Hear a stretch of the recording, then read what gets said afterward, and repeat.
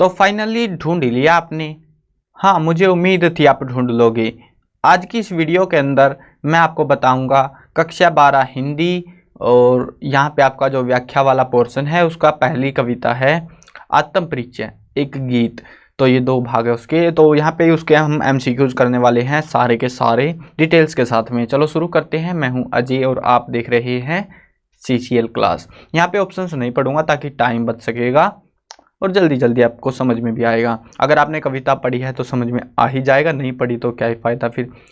आत्म परिचय जो कविता है, इसके रचनाकार कौन है? हरिवंश राय बच्चन। कवि किसका भार लिए फिरता है? जग जीवन का। कवि जीवन में क्या लिए फिरता है? प्यार लिए फिरता है। कवि किस सूरा का पान करता है? स्नेह। कवि कैसा संसार लिए फिरता है?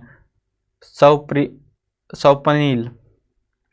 कवि हृदय में क्या जलाकर दहा करता है? अग्नि।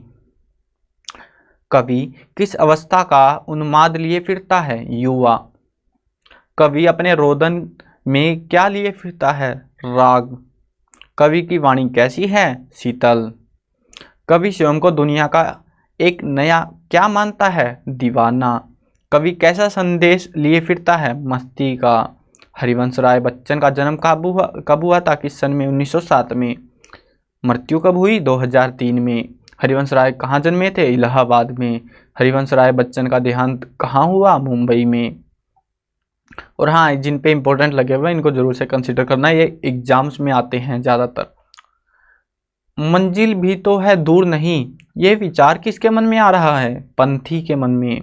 दिन जल्दी जल्दी ढलता है, गीत किस कवि का है? बच्चन जी का। हो जाए ना पथ में रात कहीं, ये सोचकर कौन जल्दी जल्दी चलता है? पंथी। किसके बच्चे प्रत्याशा में हैं? चिड़िया के। नीड, इसका मतलब क्या है? घोंसला। नीड नहीं, नीड है, नीड।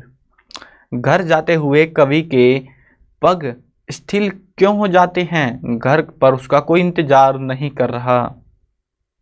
बच्चों की याद आते ही चिड़िया क्या करती है? तेजी से उड़ती है। संसार के लोग पृथ्वी पर क्या जोड़ते हैं? अर्थ।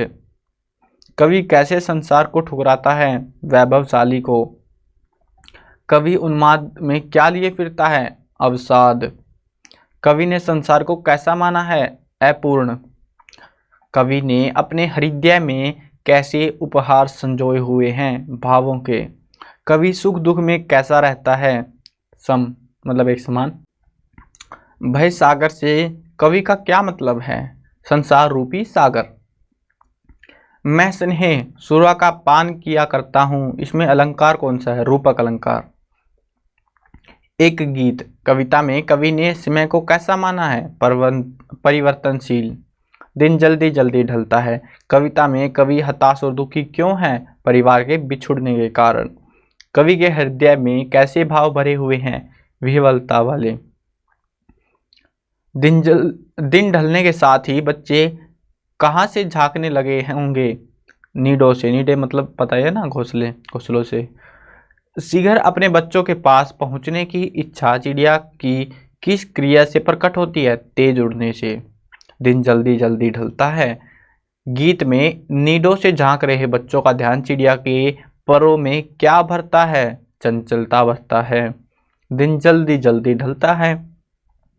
कविता में दिन का पंथी किसको माना गया? सूर्य को। मुझसे मिलने को कौन विकल? दिन जल्दी जल्दी ढलता है, गीत का यह प्रश्न उर्मे क्या भरता है? विह्वलता भरता है। पतंग, कविता में खरगोश की आंखों जैसा किसे कहा गया? लाल सवेरे को। मैं हूँ किसके हित चंचल, दिन जल्दी जल्दी ढलता है, गीत का यह प्रश्न पैरों को कैसा कर देता है? स्थिर कर देता है। कवि के फूट पड़ने को समाज ने क्या कहा? छंद बनाना।